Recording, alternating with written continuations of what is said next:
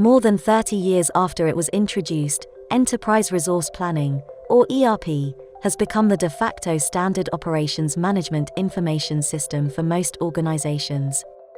As technological innovations and attractive returns on investments have encouraged firms to bring ERP into their operations, the challenge always has been in getting it to just simply work. Business history is littered with failed ERP implementations. In a significant number of organizations, the benefits intended to be derived from ERP remain elusive. To make matters worse, many ERP projects end up costing more than originally budgeted, and with results lacking in tangible business improvement.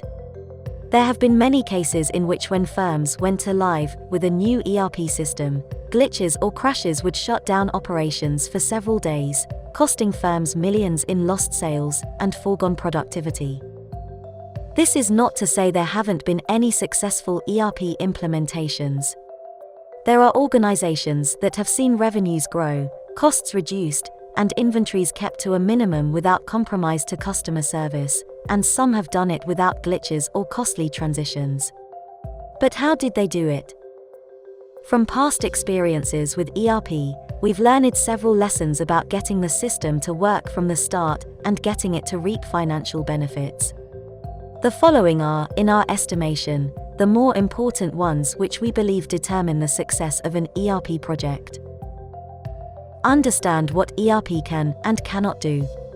Enterprise resource planning evolved from the manufacturing sector as a way to plan and order materials. As the term indicates, it is a planning system which enables organizations to plan their resources, be it materials, capacity, or cash. ERP covers an extensive number of processes. In most cases, software vendors offer only parts or modules that would best fit the organization. It is then best for the organization to understand which modules in the ERP software will be the most helpful. Would it increase productivity or sales? Would it reduce cost or inventory? False expectations on what ERP can deliver is the most often cited reason for implementation failures. Document how the business is run. ERP software simulates reality. It tends to capture and represent, in data form, how a firm runs its business. While ERP logic mostly stays the same, companies have different ways of doing business.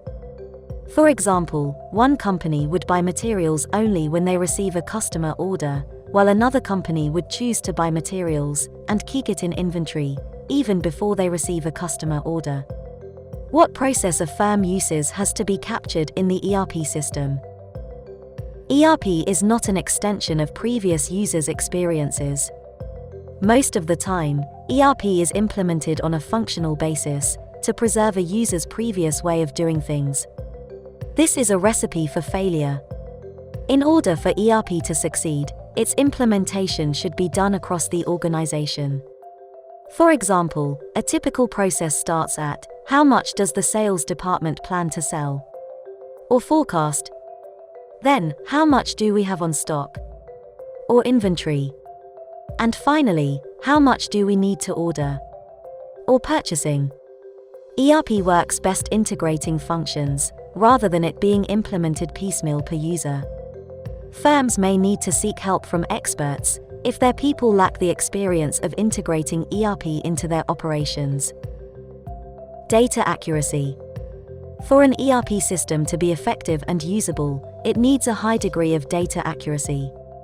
In a manual or legacy system, most of the individual users maintain their own data. In an ERP system, one person or department maintains the system that centralizes the data, which is used by other persons or departments.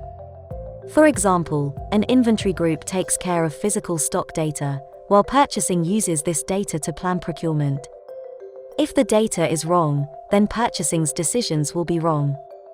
Users will abandon ERP if its data can't be relied upon. The business world has had mixed blessings from ERP ever since it was introduced in the 1980s. For successful companies, ERP has brought tangible financial rewards and competitive advantage. For those who have failed, it has brought nothing but problems. A properly designed ERP provides visibility to areas of opportunity in one's operations. It frees up people from the mundane task of manual processing, such that they can spend more time solving problems and growing the business. Thank you for watching. Please hit the subscribe button and visit us at www.prosaltsconsulting.com for more information.